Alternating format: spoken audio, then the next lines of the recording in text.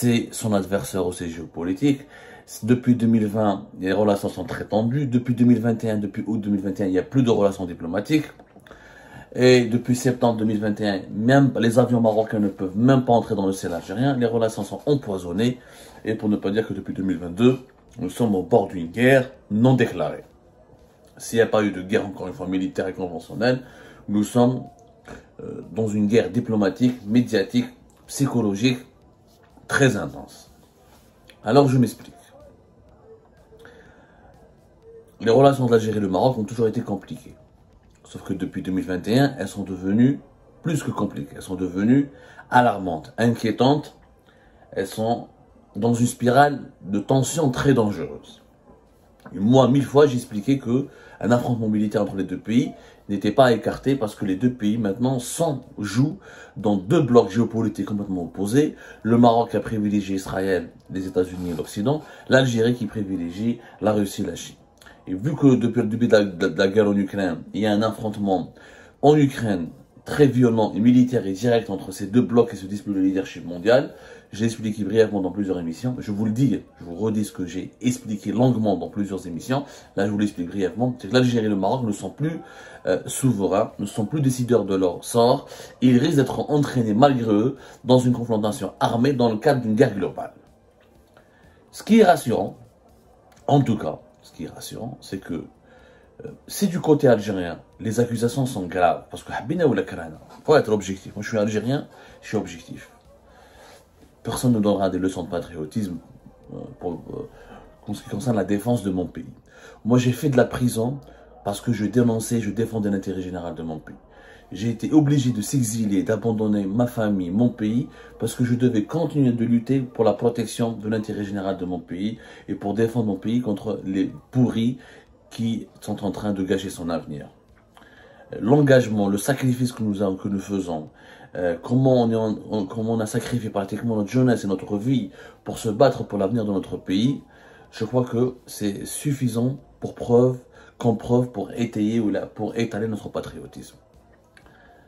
Mais depuis 2021, voilà, depuis le début de la rupture de relations diplomatiques entre l'Algérie et le Maroc en août 2021, l'agressivité est malheureusement du côté algérien. La nervosité, la brutalité, les menaces, les accusations les plus graves sont du côté algérien. Ils ne sont pas du côté marocain. Le roi du Maroc, pourquoi je dis dans cette émission, il a tendu un piège aux dirigeants algériens? Parce qu'encore une fois, il fait une sortie où il est calme, où il est pacifique, où il appelle au rétablissement des relations diplomatiques, à la réouverture des frontières, où il donne des garanties de paix. Il s'engage à avoir des engagements de paix. Il le dit clairement. Mouchikoul, le roi du Maroc, dans son discours. Et on va l'analyser ensemble, en toute sincérité. On va essayer d'analyser objectivement les choses. La partie qui concerne l'Algérie dans son discours, dans le discours du roi du Maroc. Depuis quelques mois, beaucoup demandent à savoir où en sont les relations entre le Maroc et l'Algérie. Ces relations sont stables, c'est Mohamed VI qui le dit. Nous aspirons néanmoins à ce qu'elles soient meilleures. Je veux que je vous dans la position marocaine. Pourquoi je dis que dans la position marocaine, il y a une forme d'intelligence? Parce que si l'Algérie accuse continuellement le Maroc de comploter contre sa sécurité nationale, de menacer la sécurité régionale, de poignarder l'Algérie dans son dos, de comploter, de s'allier des puissances internationales pour nuire à l'Algérie. Face aux accusations algériennes, que dit le monarque marocain? Les relations sont stables. Alors que les relations, on sait très bien qu'elles ne sont pas stables. Le fait de dire que les relations algéro-marocaines sont stables, c'est une blague. Elles ne sont pas stables, il n'y a pas de relations, il n'y a plus de relations. Frontières fermées, pas de relations diplomatiques, pas d'espace aérien partagé, pas de contact direct. Il n'y a pas de relations quasiment. Ce sont deux pays qui sont au bord d'une guerre. Mais malgré ça, le roi du Maroc se montre calme. Ils sont stables. Nous voulons qu'elles soient meilleures. À ce propos, nous rassurons nos frères en Algérie, leur direction, ça veut dire leurs dirigeants, et leur peuple, qu'ils n'auront jamais à craindre de la malveillance de la part du Maroc. Nous leur confirmons aussi tout le prix que nous attachons aux liens d'affection et d'amitié, aux échanges et aux interactions entre nos deux peuples. À ce propos, nous rassurons nos frères en Algérie, leur direction et leur peuple, qui n'ont jamais à craindre la malveillance de la part du Maroc. Nous leur confirmons aussi tout le prix que nous attachons aux liens d'affection et d'amitié, aux échanges et aux interactions entre nos deux peuples. Nous prions le Très-Haut pour un retour à la normale et une rouverture des frontières entre nos deux pays voisins et nos deux peuples frères. Voilà ce qu'a dit Mohamed VI sur l'Algérie. Il parle de frères, fraternité, il s'adresse au peuple comme à la direction, comme aux dirigeants. Il dit qu'il parle de crainte de malveillance, parce que c'est ce que reprochent les dirigeants algériens, le régime algérien au Maroc. Le Maroc est malveillant, est comploteur, est dangereux. Que nous attachons des liens d'affection et d'amitié, il parle d'affection, d'amitié, d'échange et d'interaction entre nos deux peuples. Quand on voit le discours marocain officiel, et on le compare au discours officiel algérien, et quand on est un membre de la communauté internationale, qu'est-ce qu'on va se dire? On va se dire, attendez, il y a un régime algérien qui passe son temps à accuser, à vouloir faire la guerre et à accuser le Maroc de tout et de n'importe quoi, et vous avez un discours officiel marocain qui appelle à la paix, à la fraternité, au dialogue. Donc, le piège joué dans la roue.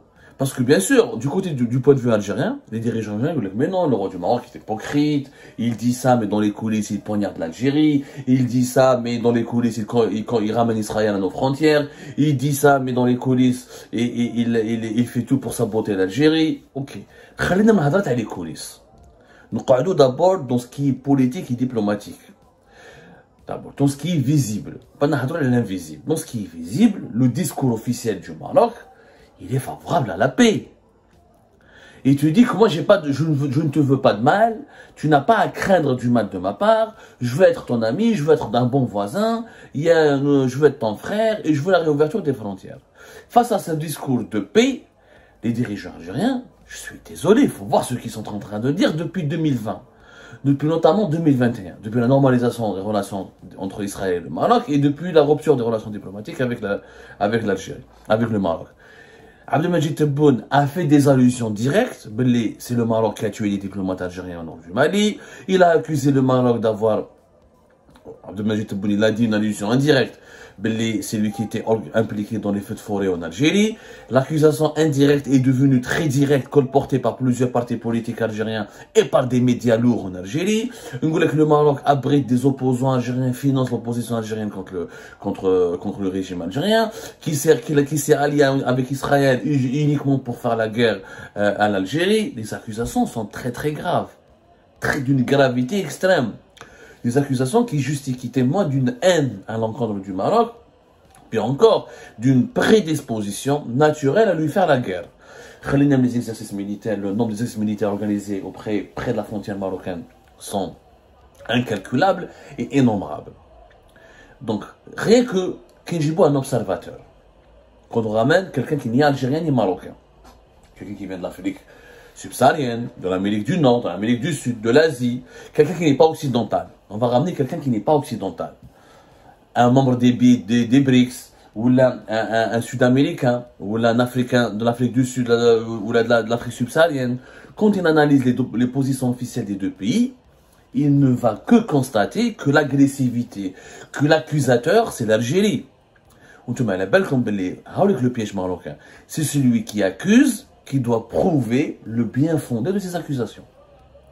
C'est ça la logique des conflictuels. Cette logique, on peut la retrouver dans la justice, dans les systèmes judiciaires, comme on peut la retrouver dans les conflits et dans les enjeux diplomatiques.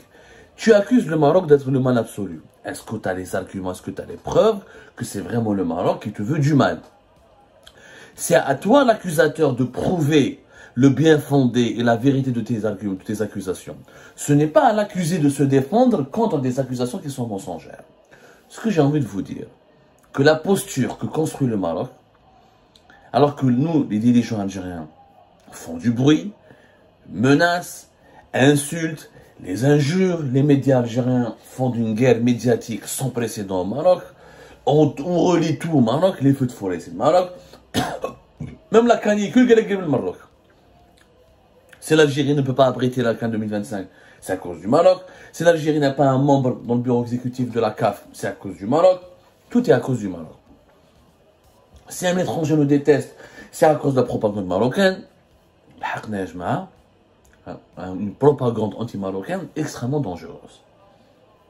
Et dans les faits, dans les faits, la posture, le Maroc, comment il réagit? La posture de la victime. Le Maroc, il a une stratégie intelligente. C'est la stratégie du calme, du sang-froid. Moi, je ne fais rien, je ne fais pas de mal, je ne veux pas du mal, je veux juste la paix, je veux juste le dialogue. Face à un comportement pareil, il ne peut que susciter la sympathie et le soutien de la communauté internationale. Parce que quand on va faire un arbitrage, quand on va demander à une partie objective, à une tierce partie, de faire un arbitrage et de trancher entre l'Algérie et le Maroc, il va, tout arbitre va pencher en faveur du Maroc, logiquement. Pourquoi? Parce que le Maroc, je veux le dialogue. Je veux pas de guerre. Moi, je veux pas de problème avec l'Algérie. Je veux avoir des frontières ouvertes. Et donc, le Maroc demande que du bien. Et l'Algérie ne répond que par le mal. Nos dirigeants, malheureusement, sont tombés dans ce piège. Les Marocains ont compris que les Algériens sont agressifs, sont nerveux, sont stressés, ils se précipitent, ils sont... c'est des gens qui ne maîtrisent pas leur sang-voix. Donc le Maroc adopte l'attitude contraire. Il contrecarre, l'establishment marocain a contrecarré l'establishment algérien en utilisant ces points, en utilisant l'exact contraire de ses points faibles. Donc calme, sang-froid, diplomatie. Maintenant dans les faits, est-ce que Mohamed VI est sincère? Il est légitime de douter de sincérité. Il est légitime de dire oui, parce qu'il y a certains reproches du régime algérien qui sont véridiques. Certains reproches du régime algérien sont légitimes. Si on veut, à partir du moment, l'Algérie a le droit de s'inquiéter quand elle voit le Maroc conclure une alliance militaire avec Israël. Elle a le droit de s'inquiéter quand on voit que le Maroc achète ou prend des armes et de sophistiquées d'Israël. Quand il y a un déploiement militaire israélien sur le territoire marocain. Quand il y a des projets de coopération militaire et sécuritaire. L'Algérie a le droit de s'inquiéter, a le droit de se sentir en danger. Étant donné que l'Algérie refuse la normalisation avec Israël, elle soutient la cause palestinienne et elle ne reconnaît pas l'existence de l'État d'Israël, donc elle se sent ciblée et visée. Ça, c'est légitime. D'ailleurs, c'est le seul reproche qui est véridique. Et c'est le seul problème qui devrait faire l'objet d'une négociation directe entre le Maroc et l'Algérie ou à travers une médiation. Les autres reproches, c'est quoi? Le Sahara occidental, c'est un problème qui date depuis 1976-1975. Il n'a pas empêché l'Algérie et le Maroc de coexister ensemble. Nous n'avons pas de problème de frontalier avec eux. Qu'il y a 1000 fois depuis 2002, l'accord frontalier entre l'Algérie et le Maroc qui délimite les frontières de deux pays a été enregistré au niveau du secrétariat général de l'Organisation des Nations Unies. Donc, nous n'avons pas de problème. Là-dessus, c'est réglé. Il y a des accords qui ont été négociés pour Boumediene 76-72, qui ont été ratifiés par l'Algérie et qui ont fini par être ratifiés par le Maroc. Il n'y a plus de revendications marocaines sur une partie du territoire algérien. Donc il ne devrait pas y avoir de problème.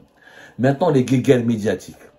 Il y a ce qu'on appelle, il y a une différence entre l'hostilité et la rivalité. Oui, nous sommes concurrents avec le Maroc. Mais mon concurrent ne signifie pas qu'il est automatiquement mon ennemi. Oui, le Maroc essaye d'avoir le leadership régional. C'est de bonne guerre. Il faut qu'il y ait la rivalité, la compétition entre l'Algérie et le Maroc devrait être le moteur du développement du Maghreb. C'est normal que normalement, nous et les Marocains, on se dispute qui va être le meilleur. Comment il va être le meilleur en économie, et on va essayer d'être le meilleur en économie, nous avons les atouts d'être meilleurs qu'eux et de les surpasser. Mais vous, dans un cadre pacifique, dans le cadre des échanges, il y a une compétition entre l'Allemagne et la France. Ils sont unis, on parle de couple franco-allemand, mais en réalité, il y a une compétition pour le leadership européen. La compétition, elle est saine. C'est l'hostilité qui est mauvaise.